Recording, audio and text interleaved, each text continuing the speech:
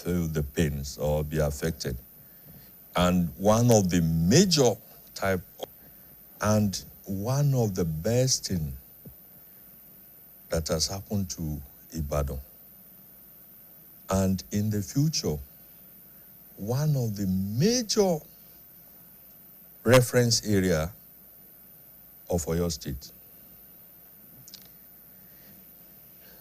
The wonder of Circular Road cannot be appreciated by us now until maybe some few days to come. What it means is that you see those heavy trucks that do come in from Lagos, passes through Iwo Road, create problem there, and go to Ojo. Some fell on the street, create or damage the surface of the road. Those one will be removed from the road. That is one. Second, wherever you see infrastructure goes, there will be development. That Circular Road and the axis will witness tremendous urbanization, modern cities that will enable us to plan for future purposes. You know, one of the major problems we are having in Nigeria is record. We don't have data, good information about citizens. And that is why it is difficult to also make planning for housing, for securities and others. Because our kind of settlements do not support address system. You understand what I'm saying? Now, imagine someone just staying in Bere and you are in America and you want to write a letter to the person. How will you dress such person? Except if the house is just by the road, isn't it? That's why you now say, okay, to bati koja bridge, come back, okay, warile pupa come abi. But when some person is staying in the nook and corner of that area, first, it's not accessible even by motor. How do you?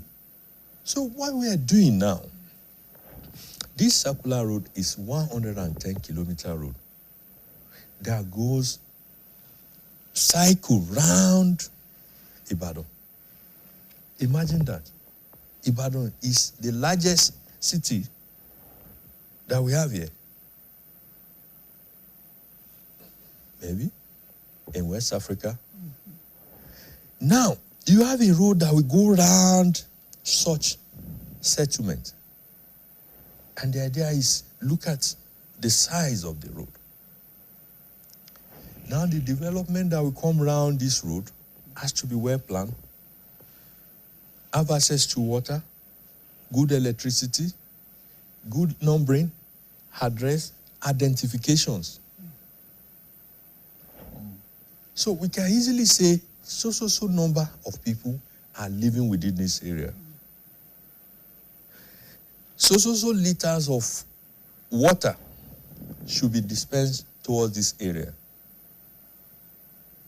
We have private people that will generate electricity for this area. You pay as you go. It will not be a case of lights. You know, lights became a toy now. If you're at the time that I use generator now, I pity you. Because as you're switching off on your generator, they are bringing light, and you, as you are just sitting to relax, they're taking off the light again. And it has been a routine thing. It's crazy. It's embarrassing. We need to support this tremendous development of this government. It is a tremendous development, and the gains are legion, as you have listed the Ibadan Circular Road. But there are also concerns about the tendency of the project to eat up the agrarian communities and the wildlife, the flora and the fauna. These are things that have raised concern, and I don't know if these concerns are some agitations from people. You know, I said there is no gain without pain. Okay, definitely some people will feel aggrieved. Some people will feel pain, but the system is in place for compensation. One. Second, it is to the benefit of the families that have lands around that area. Okay? They'll lose their lands. And some of them are ancestral Some lands. part of their land. It's not the entire place. Circular Road is just 110 kilometers. And we're talking about the general benefit of this. Okay? We should look at the merits and the benefits that these corridors are bringing to the system, not to just the immediate one. There is nowhere in the world that you want to build roads. It will be built on land. Some people actually own the land. It's like that. There is nowhere. It's just for us to understand that what this infrastructure is bringing to the community, to Ibadan, and to the state in general is numerous. And look at the benefit. It's not an easy thing. Every governor also want to sit down and just be drinking wine without doing anything.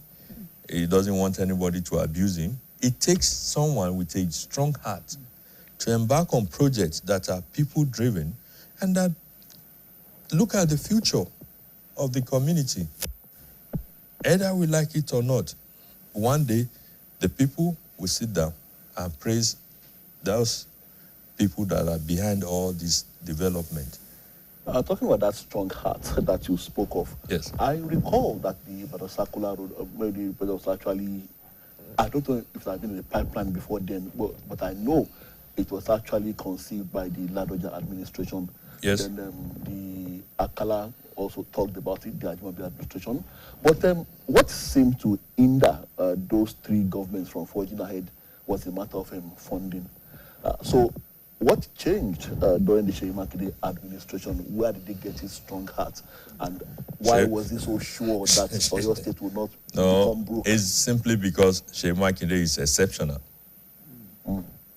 It's exceptional. Not that he had access to more funds. It's exceptional in totality.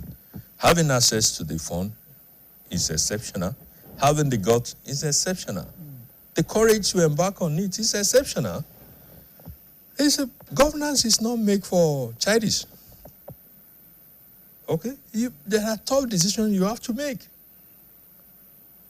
The moment you are convinced that the decision you are making is to the generality and the benefit of your people, you go ahead and do it. It's not for child. If you want to base it on the complaint of people, honestly, you won't be able to do anything. Because in every policies, you will see people that will come around and say something. Even at our own little level, if you're a community person and you have people around you a lot, you have discussion, you have a meeting now, and you all may agree on something. The moment they all discard and leave the meeting, somebody else will come, Madam, alone to answer him. I said, why don't you say it before then? So it's because Seyi Makinde is exceptional. He's a very courageous person. He's a person of little words, huge action. You see all these things, you get it done. You look at what we're doing at the airport. Look at, you may ask, why airport? I tell you why airport. Now. And that has been severally raised that, the viability of upgrading the Ibadan airport to international standards. Thank you. Now, olówó kan láàrin òtòṣì mẹ́fà, òtòṣì náà gbogbo wọn. We need to create an environment that will attract people that have huge resources to come into the state. Have you noticed in party, you go to party, you see somebody, average person, will just go and spray the musician, maybe 20 naira. And he will spend 20 naira for a longer period. You just see one rich man will just come and drop one note that will cover, or the musician will change the tone. So You need to create enabling environment for serious business people to come around.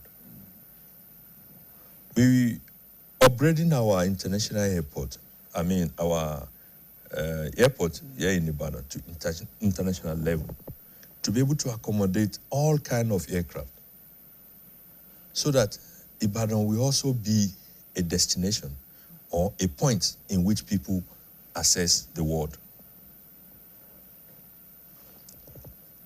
All what it takes to ensure that this circular road is well integrated into these major infrastructures that the government has embarked on have been appraised and worked on.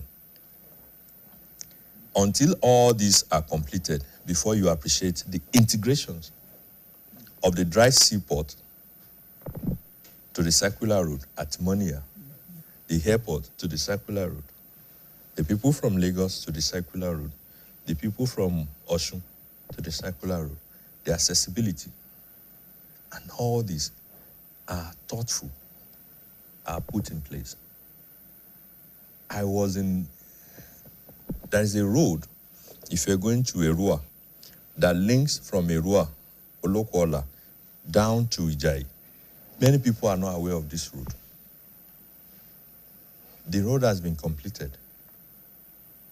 When you are in Erua and you want to go to Ishain or you want to come to Mania, you don't need to come down to Ele and side to connect that. No, there is a place you just take. It's like something kilometer. You just came and bust out there. That is done purposely because of agricultural purposes. For people that within that axis to be able to transport their goods to the market. And many other routes like that. Currently, we are on 910 or thereabout, 909 kilometers of roads. It is more than a distance from Lagos to Kano, if you have traveled that far before. So when we are talking about serious government, there is no governor in Nigeria that has surpassed what we have done in time of connecting people of the state together. If you look at the centrality of Iseyin to your state map and see what we have done, now people that lives in Iseyin can testify to it. What time does it take them to travel before now from Monia to Iseyin? Though some people still went and created some bombs on the road, which is also fun. I don't know why. We are trying to reduce the speed, and some people went and create multiple bombs there. But now Ibadan is well connected to Iseyin. Oyo is well connected to Iseyin. Ogbomoso is well connected to Iseyin. Shaki has been well connected to Iseyin. And all these are done by this government. So let's look at the economy. Is it Yes. because the connectivity of the roads and, of course, the increasing the agricultural base within the state, will all these add up to make sure that we have boost in our economy in the state? That is it. If you harvest and you cannot transport the product to where you will exchange it for money, you will lose out. This road will enhance value change to our farmers. That's why I said earlier that our people should try to embrace these agribusiness proposals of government and see how they can benefit from it. Either means of transport in providing some agricultural needs, or you also identify a particular needs or product or crops that you want to specialize on and just invest in it. This country is blessed with the population. We are not exploiting it as much as we could. If we try to see the advantage in which we have in time of sizes, all of us will do something. And nobody have business to be poor. What we just need is the right information and orientation, enabling environment by the system. And you will just live, not to just survive. Let's talk politics. Engineer Mufta Open Salahu. Yes. Now, things don't seem to be going too well for your party, the PDP, as we approach the next general elections. How precarious is the situation as we speak? Yeah. It's not just about PDP. Nigerian democracy is on a crossroad. It's in a situation where we have never experienced before. Okay. A new alignment on ADC, you see what they suffered yesterday. With the caliber of people that group themselves to be on a political party, suffered one of the basic things of convention, that's venue. Venue shouldn't be a problem if you have your money, isn't it? Mm-hmm. It is the people that will participate there that should have been worried about if you are not popular. They were now being chased from hell to where they pricked Trascop. They were denied. They wrote to the Federal Capital Territory. They were denied. They moved here and there. As a matter of fact, they end up in where you people, where we do have a wedding party. You can see how small that place could be. When I was watching them on television, I was just praying for them to not have casualty because of the numbers of people that occupy that space and the ventilation. So that's a new arrangement that suffered that setback. PDP is the only party that has the largest structure and the oldest party in Nigeria as of today. You've lost almost all your governors and senators, reps, members, and this elections next year. It is, there is this that we read when we were a child that Owo Iso, Abi Ohun Jacob, Abi? Owo Jacob, Ohun. I'm a Muslim, but I understand that. Okay. No, it is the Jacob that impersonates Esau, isn't it? Mm-hmm. So Jacob now wears something to make him look like Esau. But it was Jacob that the Yakubu was there hearing. He was, so this is a case of people that don't want opposition. They don't want anybody to compete with them. It's not just about the party PDP. It's PDP that has been in place since 1998. You have PDP in every ward of this country. You have PDP in every unit. You have members of PDP everywhere. But the ruling government do not want PDP to be on the next election. And that has been confirmed even yesterday when the president was commissioning a project. That he will send the Senate president to the other side to go and destabilize them further. It was on national television. But on a very serious note, yes, governors has left PDP. Governors still remain. The truth is that people of this country should take charge of their country. It is not about one individual of one governor or one important VIP person that has left the police or parties. It is you that matters. Your election is a right, a strange in constitution by those people that wrote the constitution. And you must optimize that in 2027. Vote for the candidate of your choice. Well, I think the PDP has been too busy blaming everyone but themselves for their current fortunes. And why do I say this?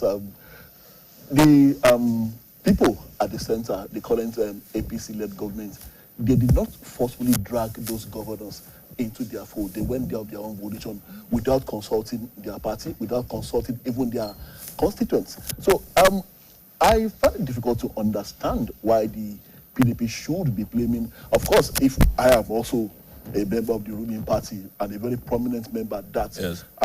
I wouldn't shut my gates to governors and senators from the opposition that are willing to come into my party. So I think the PDP should look more inwards as to the cause of its of the crisis, of the current crisis. And another question I want to put to you: why did the PDP allow one man to become so powerful to the extent that this particular man is destabilizing the party, and the party does not have the temerity to ask him to leave, except for that the convention in Ibadan, which that man also brazenly described as a Christmas party. So I want you to look at these areas, Engineer Pusalau. You see, yes, PDP should look inward and stop blaming external interference into the problems of the party. Yes. It is easier said than done. At a very gathering, any gathering, you will see when they are trying to sort out some issues. Only Amfiomo Akparo Sabe, Kagnyoka. So when you plan something and there's a mold within you, and then tomorrow you try to do that, it is the influence, the power that the central have. You know, Nigerian president is very, very powerful. And we have someone as the president now that has adjudged or claimed to have fought for democracy so hard. We all look at TVs, newspapers of antecedents of President Bola Ahmed Tinubu, and none of us or right-thinking person that will ever imagine what is happening now could be happening in partisan politics. You go back and see the role the current president played during the amalgamation or the coming together of the party that was APC. Go back to your records, your archive, and check his statement, his position, his pronouncement in 2012, 13, 14, 15. Go and listen to him. Why are they afraid for people to make such statement now? Why? I'm afraid one day people will sit down and describe Jonathan as a saint. Because he allowed all this. He never clamped down on anybody or any one of them. He allowed them to have their meetings, have their rallies, have their whatever they were. He allowed them. And the elections went. He accepted defeat and moved on. So why are they afraid? You talk about governors joining political parties. Look at the number of governors in APC. If governors are the one to give you victories, why will you now be worried about a party that doesn't have any governor? ADC have no governor. APC, PDP have only 2. So why will somebody be worried about such formation? But because the current federal government are people that believe in statistics and research. And they have the information that you and I don't have. And that is why they are worried. From what you have said now, how would you rate voter maturity in Nigeria today? Do you think integrity and credibility would rate above party platforms in influencing the decisions of the electorate come next general elections?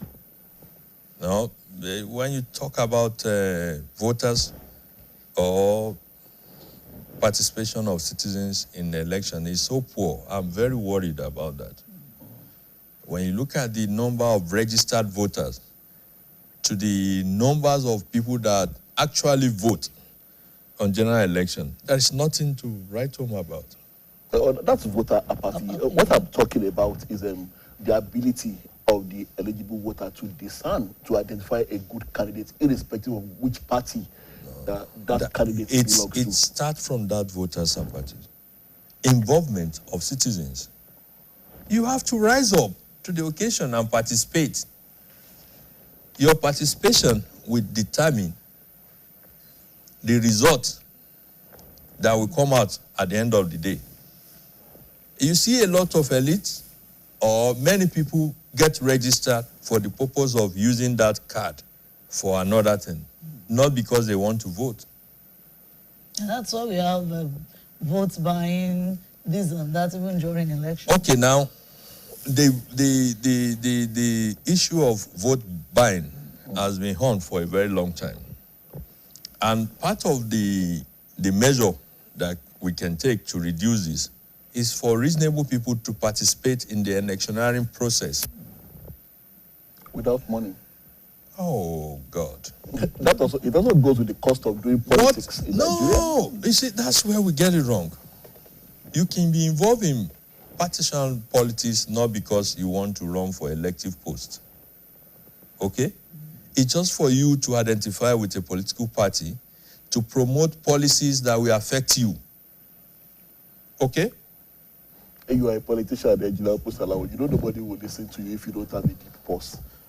Okay, and that's what I'm saying. And it's becoming something else. No, that's what I'm saying. That you don't need to be in politics purposely because you want to run. Okay. You can be in politics to also contribute and assist in formation of policy.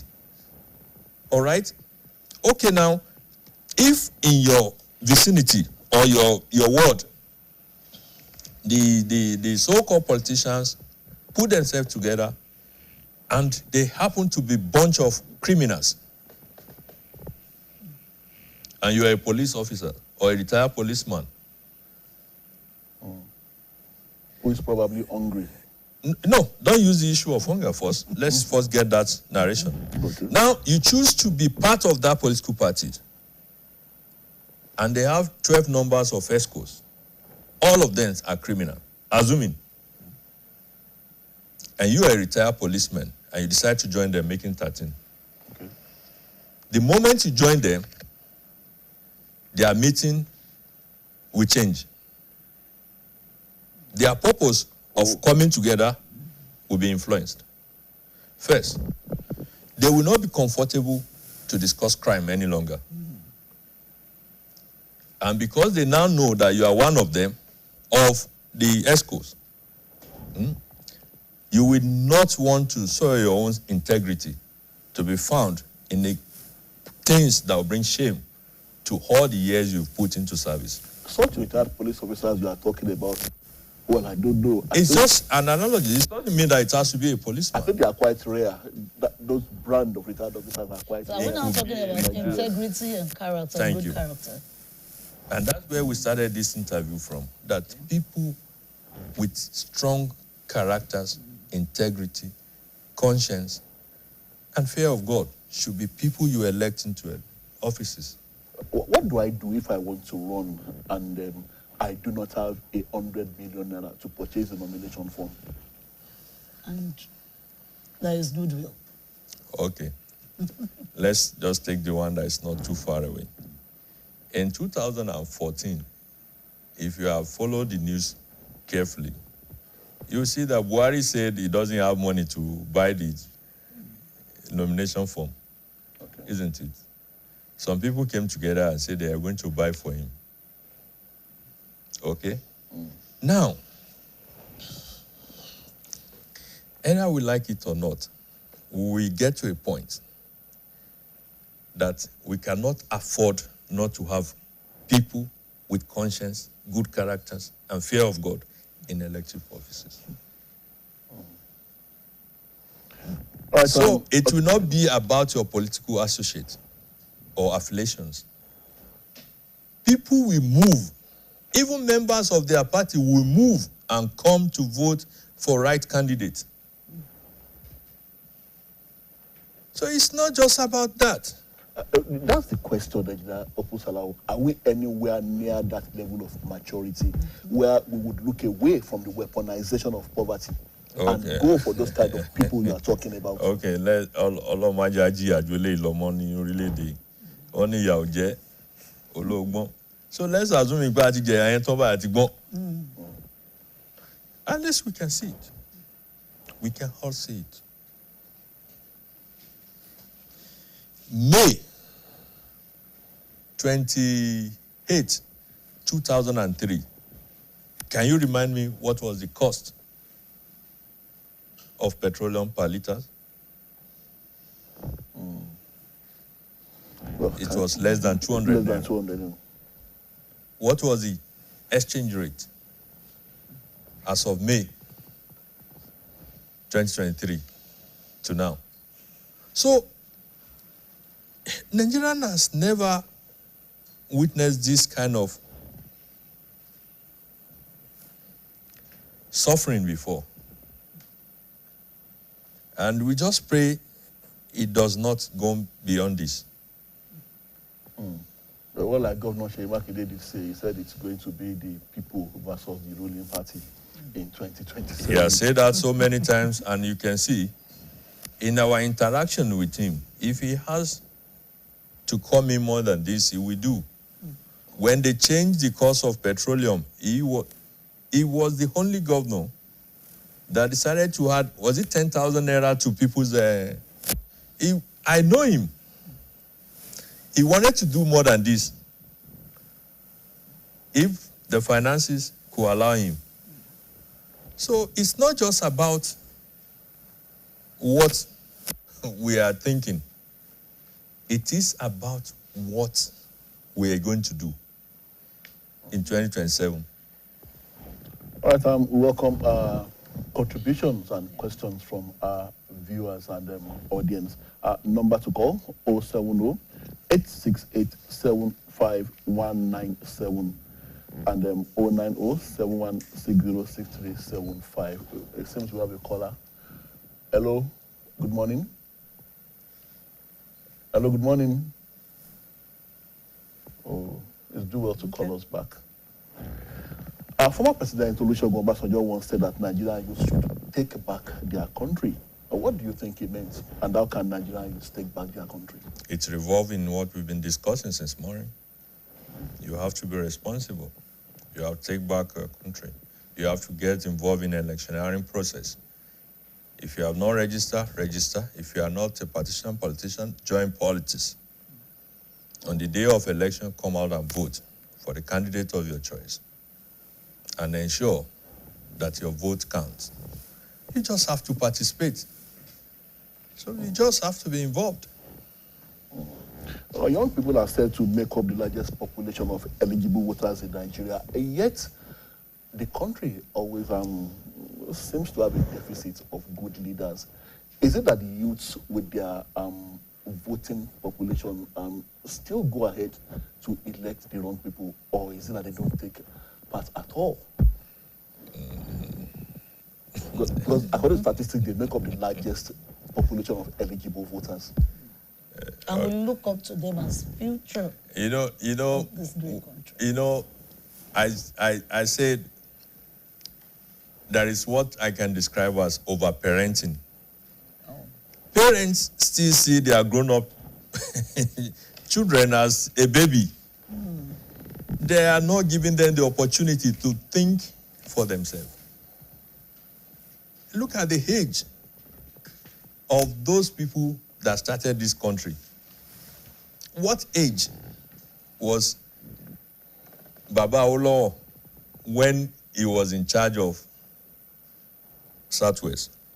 What was the age of Akintola Enaoro? Nnamdi Azikwe, which happens to be the oldest among them. Tafawa Balewa, Sardauna. As a matter of fact, Gowon became head of state as a bachelor.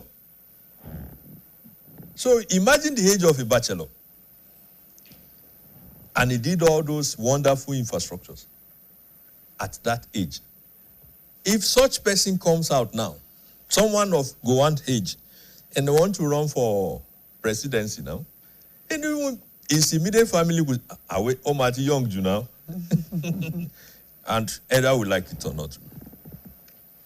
Yes, the young people can be naive, but that is a very wonderful age. At age in which you can take risk. You take some decisions. You give somebody of 70 years to come and be president. While he's thinking of meeting tomorrow, he's also thinking of attending to the doctors, or doctors coming around to give him injections. Thinking of building an infrastructure that will serve the nation in the next 50, 60 years, it begins to bring sentiment into his, after all, I said, give youth opportunity, young people, vibrant people. Let them take charge of this country and make decisions. Part of the good things you have seen in Oyo State is because Sheyi Makinde is young. Look at the time he spent in government, meetings.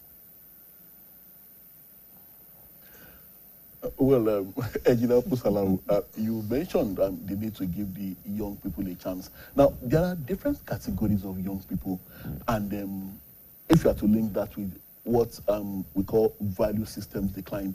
Now, we have the ones they call the Indomie generation. We have the ones they call Gen Z. I'm particularly scared of the Gen Z when it comes to matters of value system decline.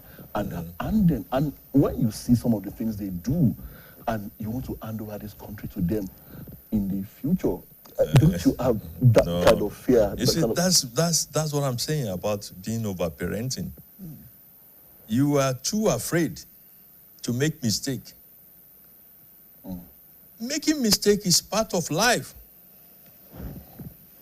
Ìgbà tó wà ní kékeré tó bá lọ síbi Django àbí Lanta tó fi ń tanná ẹ̀ tó bá fẹ́ fọwọ́ kàn the only way tó fi ní padà lọ bẹ̀ wọ́n á jẹ́ kó fọwọ́ ẹ̀ jó.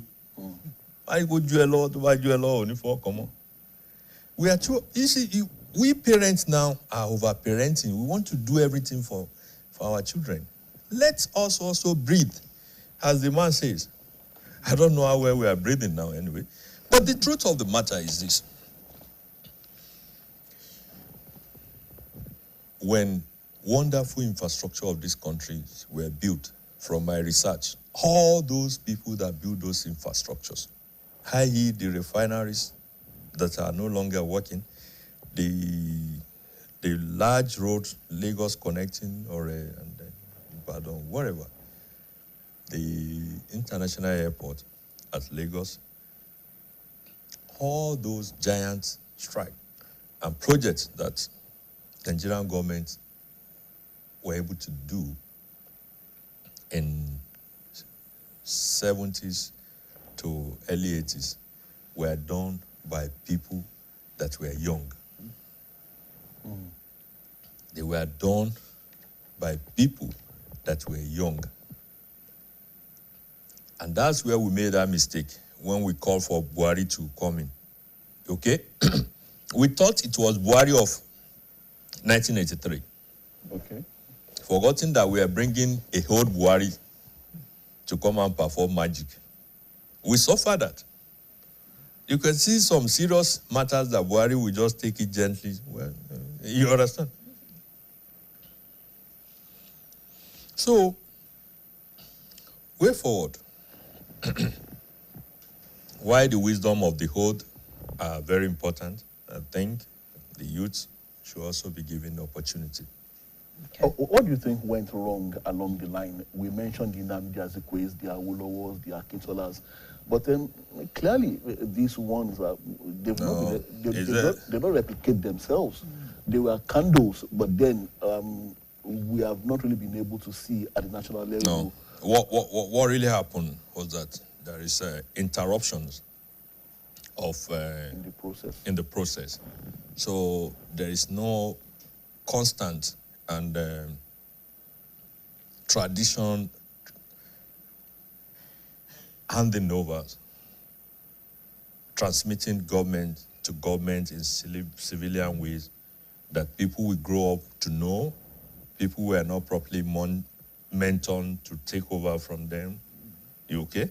So the military came in, break that barrier, and there was a huge gap.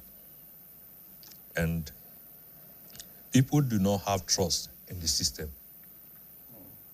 So some people with schemic habit or characters were the one that came in early 1999. The people that have tested integrity were laid back, thinking maybe the process will not work. And before they could understand, some people with questionable characters have taken charge of affairs of the system. And money play a huge role. And they're the one that have big purse. And that's one of our problems. So, but now as it is, people should try to be more involved in the process. Get involved, participate in every way you can. It's not easy, but you should. And I can tell you, it's not only money that you can use to attain some political positions. Sometimes it's the brilliance. You still can join us via our phone lines. Our studio lines are 070-8682-5197 and 090-716-06375. The numbers are displayed on the screen. But then, while we wait for calls to come in, we have some questions there brought in by our colleagues here with us in the studio. This one is just talking about accountability in public projects. How does your agency ensure there is accountability in public projects?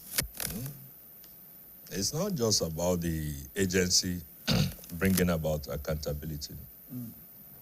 It is for the agency to create a system. Okay. Excuse me.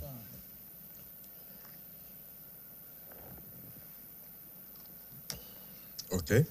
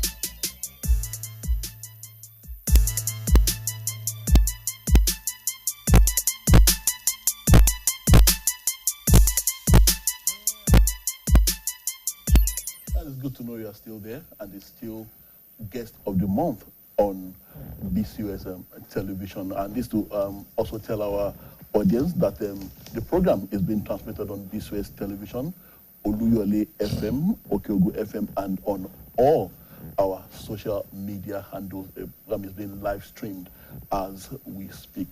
Before we went on that break, Engineer Musala, you were sharing your thoughts on accountability in public projects.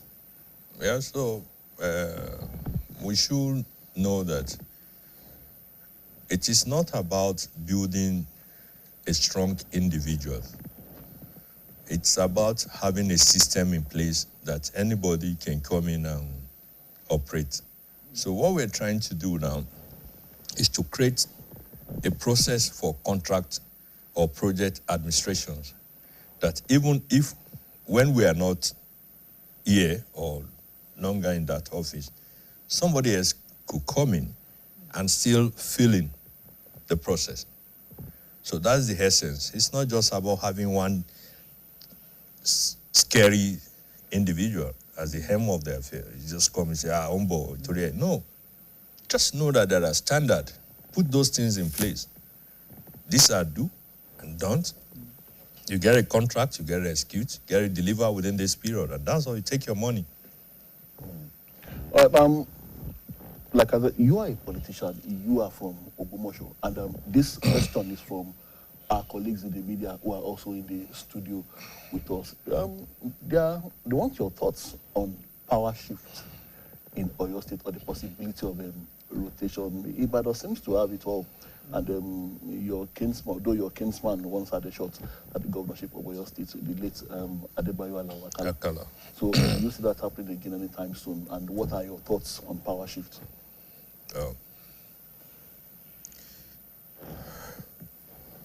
Power comes from God. Democratically, it's about numbers. If you don't have the number that could make you, you may just be a mere participant. But to be very effective in the outcome of the process of electioneering, there should be clear and negotiation for power. It's not what you just grab. No, you have to negotiate for power. The people of Ibadan knows they have the numbers and they are using it. But that doesn't mean that merit, credibility, strong people that we have tested and know that they can do this should not be given chance. In the game of fairness and equity, people outside the battle should also be tried to govern. But as I read in one book of recent, love only doesn't win elections. You have to work for it, negotiate, and see. So it's not just about who want or who do not want. If horses are wishes, everybody will want to ride a horse. We all know, being a governor, peak. No, everybody have to work for it. Your records, your integrity, antecedent, these are things that will speak for you. So how we conduct ourselves every day matters. So it's not just about what you want it to be. Okay, another question here because of our time. Yes. This person wants to know where citizens can find updates of. We have a website. It's www.oyspppma.com. So on our website, you can see the projects that are ongoing. It's frequently updated. But that doesn't mean that what you have there is the actual as of this morning. But it's a work in progress. But in the future, what we are working on is to make it automatic. As the government award the project, it reflects on our website. So because of the period in which we are trying to cover now, before the coming of the agencies, we need to get some information of previous contract, which are still ongoing. We can't leave them out of the radar. So it make it a bit unequal with what is the realities. For instance, if you go there, perhaps you can see the total number of roads work that has been completed. Now, as of this morning, we have done 445 kilometers of road, and 459 kilometers of road are ongoing. So you may not get that actual number on our website right now, but that is what we are working towards. Okay. So that any day you just want to just go through our website and have information about, even to the far as the registered contractor with the government, all the project non-necessary roads, and other informations. Thank you. Our colleagues would also like to know what measures are in place to sustain the legacy projects of the Seyi Makinde administration. I know the governor would very much like to have someone like him take over, but then that is up to the people. Very simple. It's for you to support the candidate that the governor, current governor, will present. Okay? So if you enjoy a particular kind of diet or restaurant, and you go there every day, isn't it? Mm-hmm. You order for the same kind of meal. So it's just simple as that. Just support the candidate of Governor Seyi Makinde, and that's it. Okay. I have one here too. This one is about financial misconduct, that if a contractor is found guilty of this, what do you do, or what happens? Oh, we're not police officer, but if you are found doing wrong, we will just report you to the relevant authority, and we will also blacklist you and make a recommendation to the system that this contractor is not trustworthy. Because contract is about trust. You know the definition of contract. It's about offer and acceptance. And when you accept an offer, it is expected that you have some obligations to carry it out. And those are the obligations that we now return for money that the government is paying you. And then you see all this money, it's the government money. Yes, it's our money. No,